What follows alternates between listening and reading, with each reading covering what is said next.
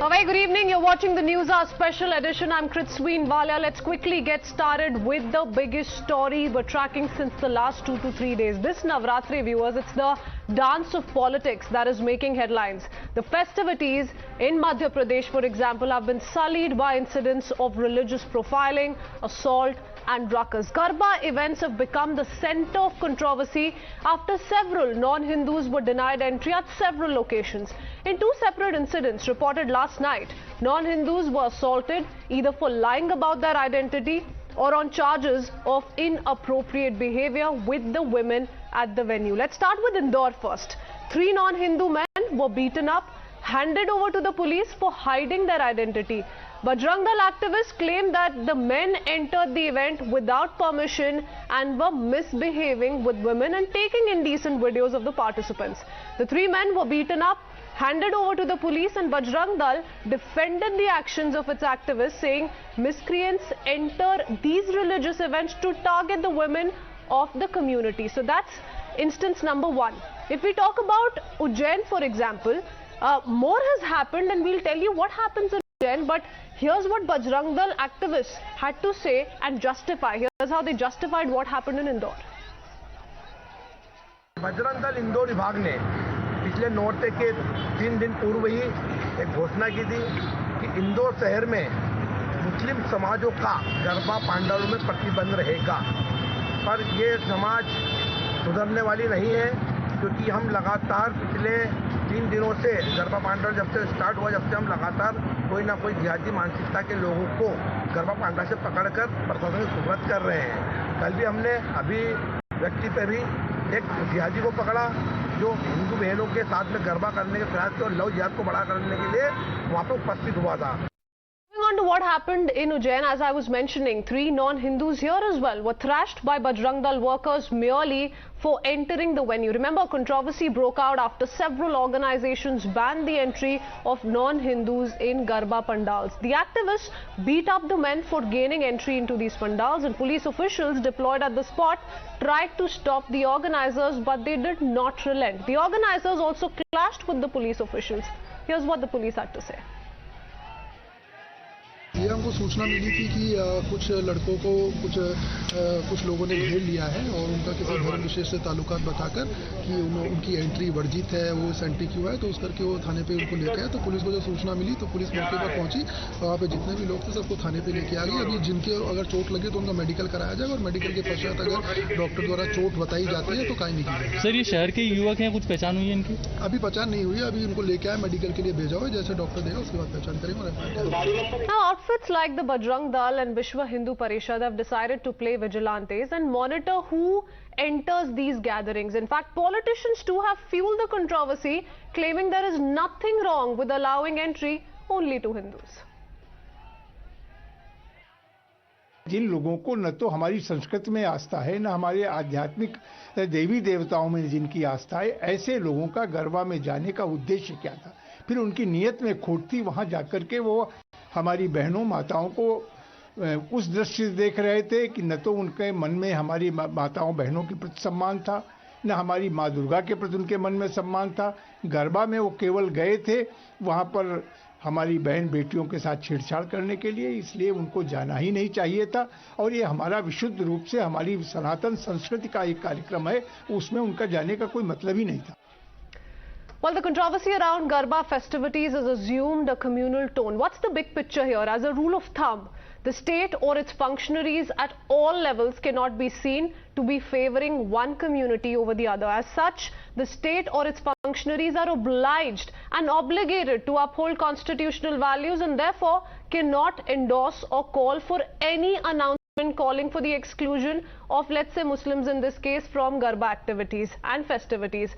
Secondly, for Garba organizers to dispense violence on members of the Muslim community who are either at the Garba event or in the vicinity of Garba events is to take law into their own hands. Vigilantism has no place in our society and those indulging in it must be booked and punished by the police. Thirdly, checking ID cards in the name of security is fine, so long as the organizers are not using the exercise to profile festival goers of one community and keep them from participating in the Garba celebrations. And last but not the least, Organizers of Garba celebrations that have booked public grounds cannot impose restrictions on entry on the basis of identity. While people can impose restrictions in private events on private lands, this right doesn't extend to enforcing segregation in shared public spaces. And on that note, I want to quickly go across to our guest joining us on this broadcast on the Newshour Special Edition. We have Naveel Chomal, lawyer, with us. Also with us is Mr. Anurag Naidu, who's an author.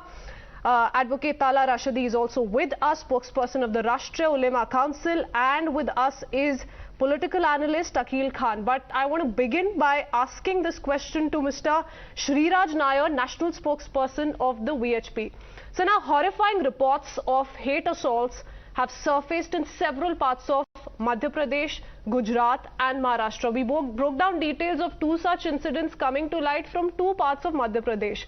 Right-wing organizations have asked Muslim people, members belonging to the Muslim community, to stay away from these venues for Navratri festivals, and Bajrang Dal itself has claimed that over 400 activists have been deployed at several venues to check love jihad activity. Now, VHP has been maintaining the same, that they will also be guarding these pandals this Navratri. Why do these right-wing groups need to police around? Why this moral policing? The law and order situation will be taken care of by the police. So we are just helping the police. Our Bajrang Dal cadre is just turning out to be good Sabbatarians. And the reason why, or the past records show, why these Muslims, they have to enter. They don't believe in idol worship. In their language, they say Buth Parasti, that is haram in their language. In their books, they say music is haram, dancing is haram, and clicking photography and drawing is also haram. And we don't want them to commit shirk. We don't want them to commit shirk. And if they commit shirk, our Bajrang Dal boys will take care of that aspect. We are very clear, they should not enter our pandals. And if they come, Bajrang Dal cadres will be dealing with them in their own manner, and they will hand it over, and hand these jihadis to the police force. But that's very clear. That's what I began my question with, Mr. Nair. Listen. Why is the VHP or the Bajrang Dal responsible for the law and order situation, and why do they get to decide who enters the premises of these pandals and who doesn't? Of course, there is an order that is coming in from the Madhya Pradesh state government as well. But I am talking about these fringe elements, these right-wing groups. Why are they being given so much power? You cannot call Bajrang Dal as a fringe element. Bajrang Dal has got a nationwide presence, and they are doing a great job for the nation. It is very clear. I told you why do the Muslims worship Durga. It is not a place to hang around, or it's not a beach or a shopping mall. There is, before the Garba, there is Aarti. After the Garba, there is Aarti. If they don't believe in idol worship, why are they going there? What you heard the Honorable MP what they said. Your channel played what the Honorable Home Minister said yesterday. They have no business to enter the Garba Pandal, and don't call Bajrang Dal a fringe.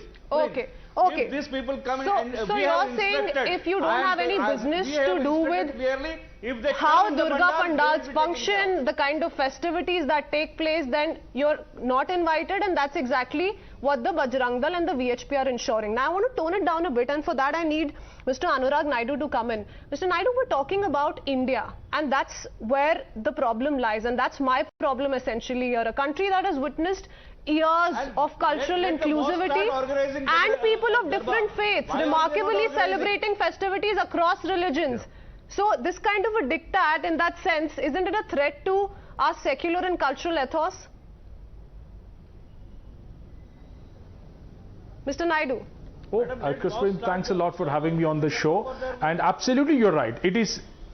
Am I audible? Yes, we can hear you. Go ahead. Yes, you're right. See, it is very disheartening to see organizations like VHP, who was otherwise supposed to be taking care of the social fabric of India, is resorting to some kind of a taking self-national moral responsibility of checking iCards in this, which are cross-cultural or cultural events, right? So India is a land of Gandhi and Ambedkar, Dr. Ambedkar being the father of our constitution, Mahatma Gandhi being the father of this nation, and And as Mr. Gandhi, Mahatma Gandhi ji rightly said, that, you know, the true test of unity in diversity is the true test of our civilization. So what are we trying to display here? And also when we talk about religion, our own Dr. B.R. Ambedkar said that, you know, when you are talking about religion, it must be a matter of principle and not rules. The moment religion becomes a matter of rules, it loses its whole essence of being a religious spirit. So what are we trying to set an example? Are we trying to say we are bigger and larger than the whole social fabric of India, the creator of India, the constitution that we follow in India? Are we larger than the constitution? Are we larger than the secular fabric of India? Are we larger than the humanitarian you know, culture of India, where we have what these events are nothing but a congregation of cultural spirit and ethos. There is a way and in which festivals have been celebrated in our country, and that's the only angle that we're trying to bring out here. And Gujarat, for example, in this very case, if we talk about Garba, it has had a rich cultural legacy, wherein we've seen a lot of enthusiasm for you know, Garba across religious lines. It's never been limited to, let's say, the Hindu community, right? So that's the angle that we're talking about now. In that sense, when a love jihad angle is being spoken of, I want to understand where it lies and where is it coming from. But before that, let me go across to Mr. Tala Rashidi. Now, in Indore, the fact is also, while we're talking about, you know, how we're a multicultural country, the fact is also that it has been reported, Mr. Rashidi, that several youth allegedly faked their identities to enter the Garba venue. They were confronted by Bajrang Dal members while filming girls performing Garba, and that's exactly what they've said has been the problem since the very first day. Now, that's also not justified. Filming people without consent and faking their identities is also a big no. I do agree with you that filming people without consent and faking IDs is absolutely illegal, but at the same time we need to see that who made the police complaints, who made the reports, who did the reporting, who are these Bajrang Dal and VHP fringe elements to clash with these people, to clash with the cops. They don't respect the law and order, they don't respect the constitution, they don't respect the police. They will come across anywhere and they'll do the model policing. Who are they to do this? These complaints have been made by these people. Actually, they broke the law. Initially, they did the violence, they thrashed these people and they threw them out of the Garba dances, and then they had no excuse, so they came up with this story, made up a story that these people had no idea. It's a open, we are going to interrupt more people. Let me speak. Don't interrupt me. If you have the guts to enter, between you, and that too the fake ID. You don't have any tolerance. You jihadis have no business to enter our religious places. You jihadis have no business. You organize, but Mr. Nair, can we speak for the entire community? Is that not sending out a wrong message? Mr. Nair, 1 second. Mr. Rashidi, hold on. You made a point, let Mr. Nair come in. Mr. Nair, if we talk about thrashing these people who don't belong to the Hindu community and are trying to make their way to these pandals, if we talk about this, does it not send a wrong message? What wrong message? Can you repeat your question? See, if they don't believe in the Hindu culture, if they don't believe in Devi Mata, if the Garba is not a discotheque, please understand. We have Aarti before the Garba and after the Garba. It's a purely a religious, spiritual place. They cannot come and do matargashti there. If these jihadi elements, if they believe, their mosque should organize Garba for their men and women. So Mr. Rashidi is asking where's the proof. He's saying that these are reports and there needs to be substantiated proof, there needs to be FIRs, there needs to be some sort of a legal sheet which can be shown. That's what he's saying. Bajrang Dal, see, you heard the Home Minister also, you heard the Honorable MP Mr. Vajpayee also. What are these miscreants jihadis doing there? What business they've got to go there and do this kind of evil acts? Why are they filming the women? And they want to keep their women in parda and they want to film our girls. Why should we allow that? What is the truth that they are filming the girls? If you have guts, you say people, then we'll know what is going to happen. To take it from where Mr. Nair has left it, though, you know, he's talking about how this is a big no. That anyone who doesn't believe in, you know, these festivities, has not practiced them since the very beginning, has opposed to the very idea of this, should not be allowed, and his stance is clear. But I want to bring in Akil Khan into the conversation, and you know, there's another problem and another angle that we must speak of. even as the idea of restriction and assault is being condemned and questioned, and that's what we started the debate with, we also have to ask about the silence that has come in from a certain section when, for example, Muslim children were hounded for marking Onam festivities in Kerala, or, for example, when a fatwa was issued against Farmani Naz for her rendition of Har Har Shambhu song. So there can't be selective outrage. Mr. Khan. Yes, madam. The beauty of our country is that we have been living in harmony since so many years. All cultures, Hindu, Muslim, Sikh, Isai, all are living in a very good harmony, and we are celebrating each other's culture. I will tell you about Ajmer Sharif. You see, in Ajmer you will find every religion, and many of the Hindus are going there, and they are giving their respect to the deities there, and they are not being stopped by anybody anytime. Here in Delhi also, there is Nizamuddin Dargah. You will find daily thousands of non-Muslims, Hindus are going there, and Muslims are welcoming there. It doesn't mean they are changing their religion. It doesn't mean they are harming Muslim religion or Islam. Nothing. This is the people, those sitting in the head. There is a one, I would like to say one shayar. But would you deny? I would like to quote. Would you deny the fatwa that was issued against Farmani Naz? I would like to quote that. No, Mr. Khan, would you deny what happened with Farmani Naz for her Har Har Shambhu song? और वो कुल्लू जो है ना पूरे देश को बर्बाद कर रहा है. सर, सिलेक्टिव आउटरीच नहीं हो सकता, यही हम जानने की कोशिश कर रहे हैं. ऐसे मुसलमान सिंगर्स हैं जिनको हेटफुल मैसेजेस मिले हैं. अगर उन्होंने कोई भी हिंदी डिवोशनल गाना गाया है, काफी हेट उनकी तरफ आया है, तो ये ऐसा नहीं हो सकता ना कि एक साइड पे हम कंडेम कर रहे हैं कि ये रिस्ट्रिक्शंस नहीं होनी चाहिए, और दूसरी साइड पे हम खुद ही नहीं मतलब पता कर पा रहे कि हमारा अप्रोच क्या है. Mister Khan. Yes, madam. I would like to say those who are hiding their identities, and they are going. They should not be allowed.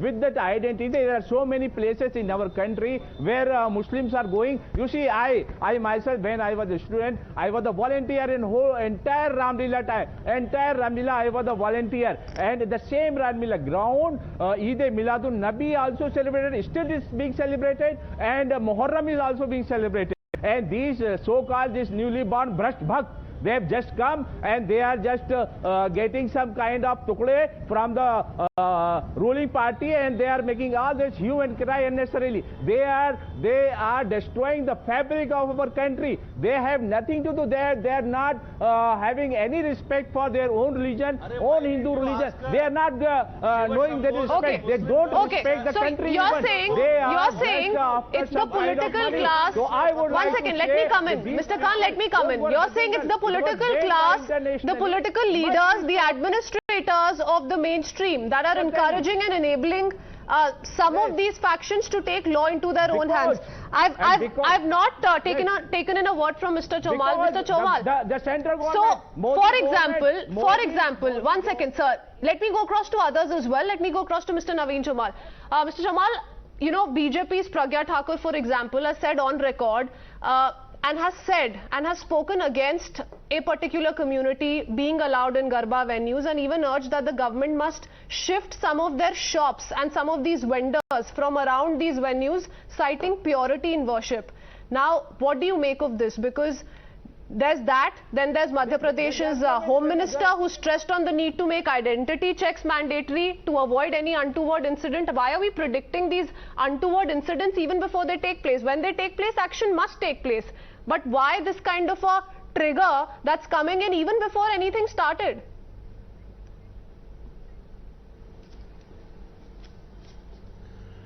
Kritsween, please let me give a very detailed explanation to the entire issue. Okay.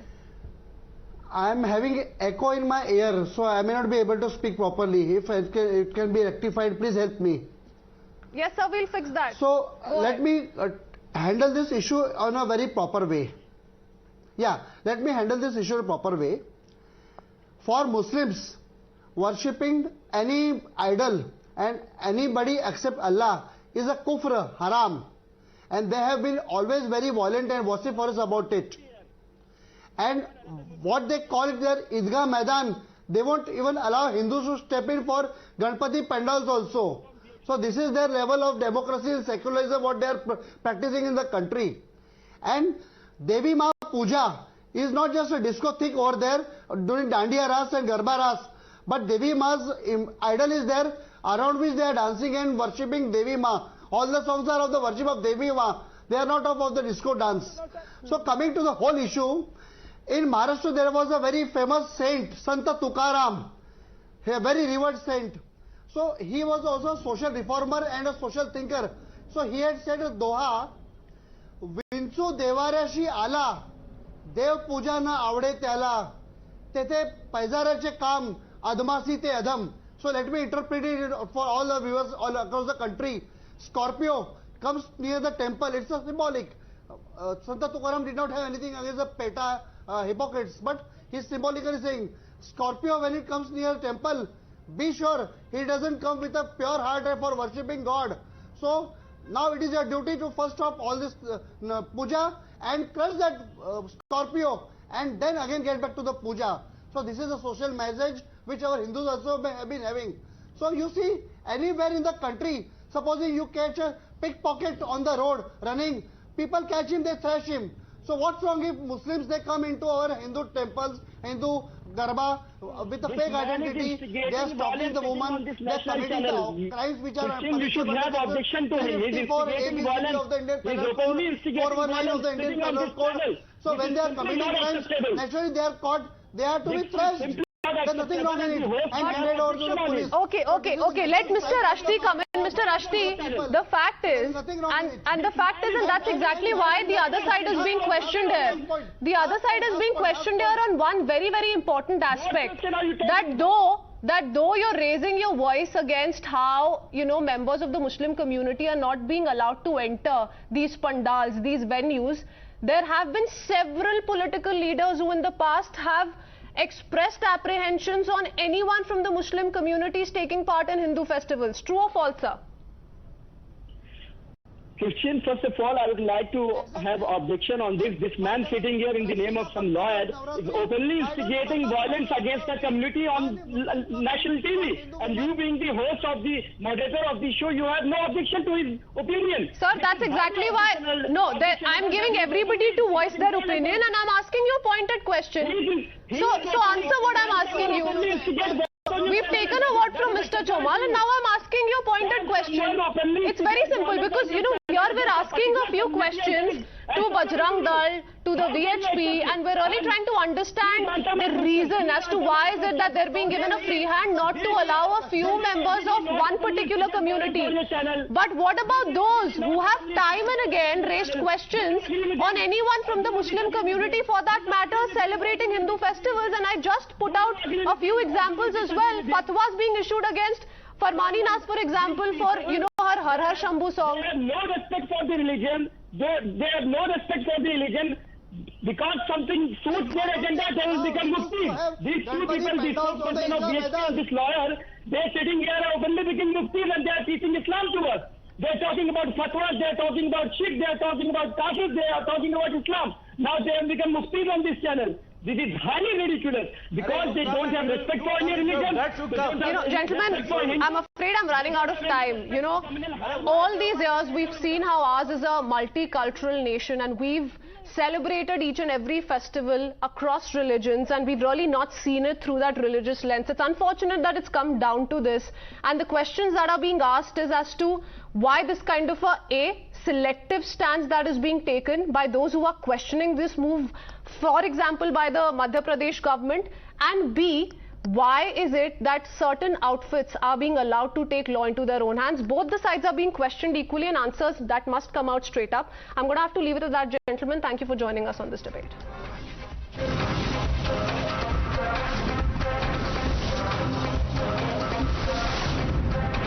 The News Hour Special Edition.